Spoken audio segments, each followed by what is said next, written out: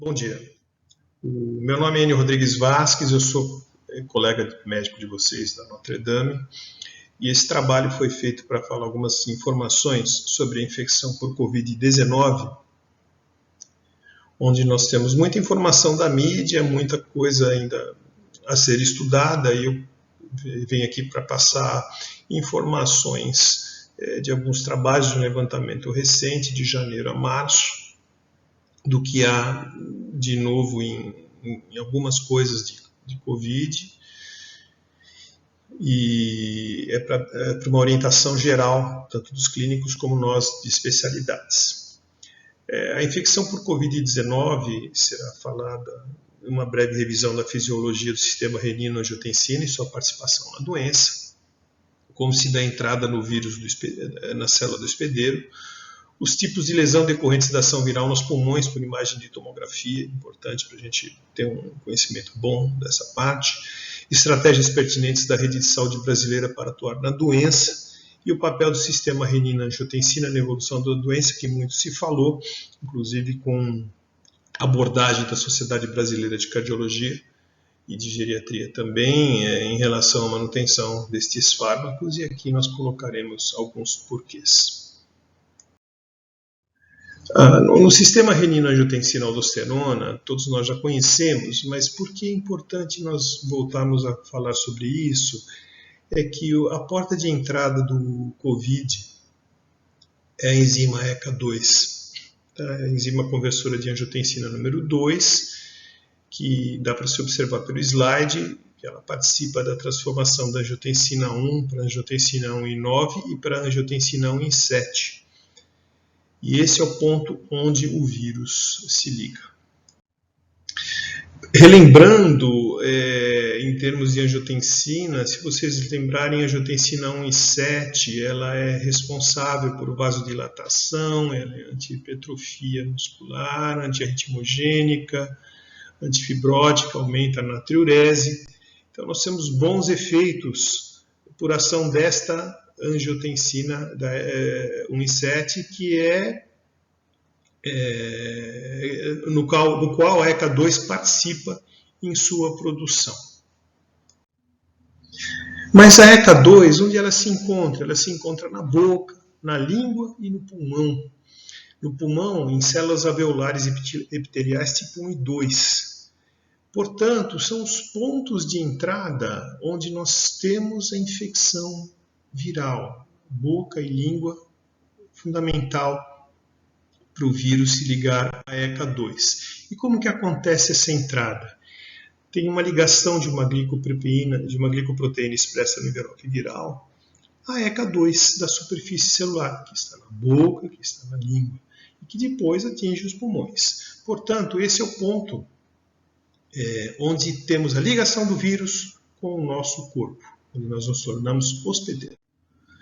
A ligação do vírus, quando ele faz essa ligação com a ECA2, nós temos o estímulo da endocitose do complexo viral, mais ECA2.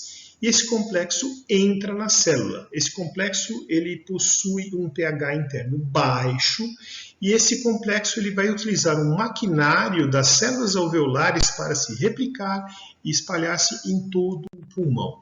Então, o que acontece é que esse vírus, mais o complexo ECA2, entrando na célula epitelial, ele vai destruir o que, principalmente? As células ciliadas, com transporte de muco, cuja função é transporte de muco, uma das funções.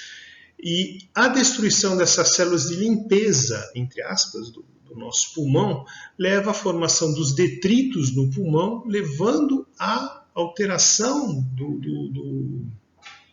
da captação de oxigênio, levando à morte dessa célula epitelial e levando aos quadros infecciosos pulmonares. Isso levará a estas alterações nas imagens tomadas por tomografia computadorizada. Então, essas imagens, essa primeira imagem é uma imagem com 3 dias de infecção, onde observem que a lesão ela é periférica e em vidro fosco. Em 3 dias do início dos sintomas, nesse paciente de 40 anos, nós temos uma lesão única, vista em 2 incidências. Em relação a esta segunda figura, a mesma forma, observem lesões periféricas em vidro fosco, só que nós já temos um pouco mais, um número maior de lesões distribuídas. Há também um alargamento dos vasos e observando-se isso, a doença já está em evolução. Nesta figura 3A, um homem de 40 anos, nós temos as imagens com 5 dias de infecção e, em letra B, uma imagem com 14 dias de infecção. Observem que houve uma absorção no 14º dia das lesões. Este paciente é um paciente que teve um prognóstico melhor. Nesta figura 4, mais uma vez, as lesões, só que desta forma observa-se um nódulo e um halo de vidro fosco em torno deste nódulo. Também é um tipo de lesão, observe que é periférica também em relação ao COVID. Na figura 5, nós temos uma pneumonia, essa figura do irmão mais velho da figura anterior, ambos pegaram a doença, da mesma forma, observem o nódulo, observem as sombras, a imagem em vidro fosco. Aqui nós temos uma figura com 3 dias de infecção em A e depois a progressão que foi muito ruim. Então, em A a gente tem as figuras também periféricas, essas imagens vão se convalescendo, vão se juntando e formando imagens, tomando quase que todo o pulmão. Aqui é um quadro muito ruim. Nesta outra figura, da mesma forma, nós temos uma progressão de 4 dias de doença em A e depois 12 dias de doença em B. E aqui nós temos o pulmão totalmente tomado. Radiografia com uma lesão extensa, e a tomografia demonstrando essa lesão extensa em todo o parênquima pulmonar. Já aqui em A nós temos uma lesão com 4 dias e uma lesão com 12 dias em B. Observe que houve uma diminuição da imagem em vidro fosco, permanecendo algumas áreas de fibrose, o paciente sobrevivendo. E esta aqui é uma imagem onde a gente vê as lesões periféricas e como poderíamos quantificá-las em termos de inteligência artificial, em termos de tamanho. Bom, sabendo que essas imagens todas são produzidas no pulmão pela entrada do vírus, e nós temos a cloroquina hoje como uma das opções, onde que ela se encaixa para melhorar esse mecanismo da doença. Ela é uma base fraca que ela fica aprisionada em organelas de baixo pH fechadas por membrana e interfere na acidificação dessas organelas. Então, no momento que a cloroquina entra em contato com o complexo vírus ECA2 no endossomo, que adentrou a célula, esse endossomo ele tem um pH baixo. O vírus necessita desse pH baixo e a cloroquina aumenta o pH lisossômico. E isso impede a replicação viral e seria o impedimento de uma replicação viral dependente de pH. Okay? Então, é uma forma de nós diminuirmos a proliferação, a penetração e a proliferação do vírus no hospedeiro. O Ministério da Saúde, esse slide é apenas uma nota informativa de 27 de março, ele determina o uso da cloroquina como terapia adjuvante, e essas informações sobre cloroquina, qual é a apresentação farmacêutica, as publicações dizendo de como que ela pode inibir a replexão por meio de glicosilação terminal da enzima conversora de angiotensina 2, a alteração do pH, tudo isso estão nessa nota técnica do Ministério da Saúde. Então, eu não vou entrar muito em detalhes, mas fica aqui como informação, a nota técnica, bem como a forma de como ela será prescrita na sua situação clínica, qual a situação clínica utilizada, qual a recomendação e quais as considerações em relação aos efeitos colaterais da cloroquina. Essas informações elas já estão bem claras, então eu ficar aqui a título de informação. Porém, a gente ouviu uma história interessante em relação aos BRAS e a ECA2 nessa história. Houve até a nota da Sociedade Brasileira de Cardiologia para a manutenção dos BRAS, mas o que acontece em relação aos BRAS e a ECA2 nessa história? Por isso que eu coloquei aqui naquele início o sistema renina-angiotensina para a gente dar uma lembradinha. Em relação à expressão gênica da ECA2, ela não tem diferença de expressão em relação à idade, ou seja, maior ou menor que 60 anos, a mesma expressão, em relação ao sexo e em relação à raça, sendo caucasiana ou oriental. Em afrodescendentes nós não temos informações. Mas nós sabemos que há um aumento da expressão gênica de ECA2 em pulmões de tabagistas, o que poderia talvez explicar, em parte, a maior morbidade de pacientes portadores de DPLC, doença ou algum outro tipo de doença pulmonar, que envolva associação também com o tabagismo. No rim, nós temos também a expressão da ECA2. A maior expressão é na borda em escova das células tubulares proximais, uma menor expressão em podócitos, e ela não se expressa em células glomerulares e mesangiais. Podemos ter insuficiência renal, mas em geral ela é decorrente de falência de múltiplos órgãos ou com liberação de citocinas, inclusive. Agora se observa nos túbulos renais o vírus, foram detectados. E em exames de urina nós temos proteinúria hematura em 40% dos pacientes adultos infectados, sendo que se você pedir uma tomografia renal, as imagens serão portadoras de uma densidade reduzida, sugestiva de processo inflamatório ou edema. Já no coração, ela se expressa em células endoteliais do miocárdio, em células lisas dos vasos coronarianos, e 35% das mortes detectou-se RNA viral do miocárdio, pode ter sido uma miocardite. Ela também é expressa no intestino, e daí a possibilidade de transmissão fecal. Diante de tudo isso, efeito da modulação, na modulação da ECA2. 2/3 das mortes onde houve Covid, há diabetes ou doença cardiovascular como comorbidade. E muitos desses pacientes usavam bloqueadores receptores de angiotensina, os BRAs. O BRA aumenta a expressão de ECA2 renal e cardíaca, mas não muito a expressão de ECA2 pulmonar. Então a pergunta vem, há um possível efeito deletério no uso do BRA em relação ao Covid? Bom, para nós respondermos isso, alguns dados de pesquisas, tanto atuais como antigas nas viroses anteriores, nos surtos anteriores, não de Covid, mas de vírus também mortais, como SARS e MERS. A ECA2 possui pouca expressão em diferentes modelos animais com injúria pulmonar severa. Modelos animais com injúria pulmonar nós utilizamos para testes farmacológicos ou para conhecimento da fisiologia ou da fisiopatologia da lesão. E nesses modelos nós não observamos uma expressão grande de ECA2. Se nós fizermos uma inibição farmacológica por losartan, isso foi feito experimentalmente em ratos infectados por SARS em 2005, houve uma diminuição da injúria aguda pulmonar.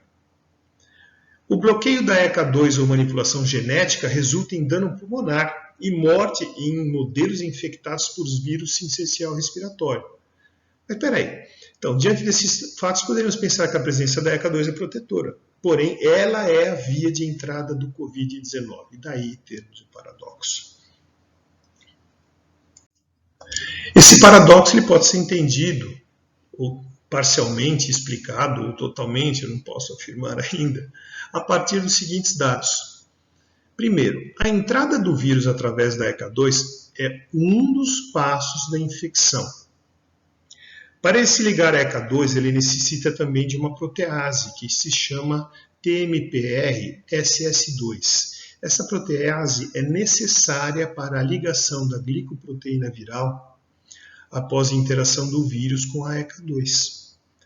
Quando nós temos aumento da expressão da ECA2 pelos BRAS, ela pode não vir acompanhada do aumento da expressão da TMPRSS2. Perdoe alguns erros de digitação, acho que, na verdade, eu fiz as coisas um pouco rápidas e comeu algumas letras aqui. Então, você pode ter a ECA2 aumentada, mas não ter a protease aumentada. Então, os dois pontos onde seriam chaves e fechaduras para o vírus, um deles falta. Isso talvez diminua a possibilidade da penetração do vírus na célula do hospedeiro. Mais uma informação é que o mesilato de Camostre é um inibidor dessa protease. E ele é utilizado em algumas neoplasias e casos de hepatite, podendo bloquear essa fase de ligação do vírus, limitando a infecção viral. Então, é mais um dado que mostra que não somente a presença de ECA2 em grande quantidade é responsável por isso. Isso é uma coisa mais interessante também, que é a metaloproteína denominada ADAM17. Ela processa a ligação da ECA2 à membrana e ela cliva a ECA2, liberando uma forma solúvel de ECA2, que ela não entra, ela fica no meio, solúvel. Não se sabe se os BRAS têm participação no aumento da ECA2 solúvel. Porém, essa ECA2 solúvel ela poderia servir de um tampão para limitar a penetração do COVID na célula. Porque ela sendo solúvel, ela estaria em circulação, o COVID se ligaria a esta célula e não entraria na ECA2 que está ligada à célula epitelial. Tanto é que uma ECA2 recombinante levou a benefícios respiratórios em ratos infectados por vírus sincicial, que é um outro vírus, só que nesse momento já há estudos nessa linha de pesquisa com o COVID-19. Os BRAS também competem com a angiotensina 2 pelo mesmo receptor AT1. Então, isso aumenta os níveis de angiotensina 2, que serve como substrato para a ECA2 para formar o quê? Aquela angiotensina 1 e 7 que possui os efeitos benéficos no coração, na hipertensão e no efeito citoprotetor.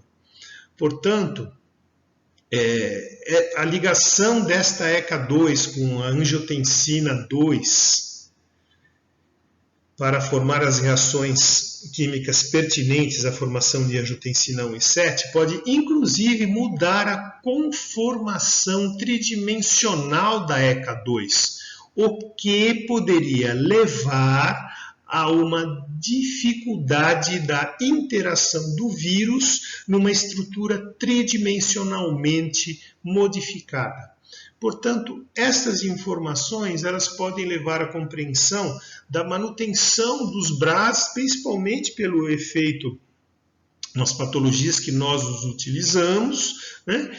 Ouso até dizer que poderia até ser uma boa ferramenta, de repente uma dose elevada num momento, não sei, são elucubrações, isso não é científico. Eu acho que a nossa função agora é, a partir de dados científicos, termos novas ideias com novas possibilidades. Talvez através das revisões de prontuários, observar doses utilizadas para saber se realmente em pacientes em subdoses estavam mais facilmente infectados ou não, né? Nós não sabemos isso ainda, então são elucubrações, mas esses dados colocados aqui não, são dados reais de pesquisas e que devem ficar na nossa mente para tomadas de decisões.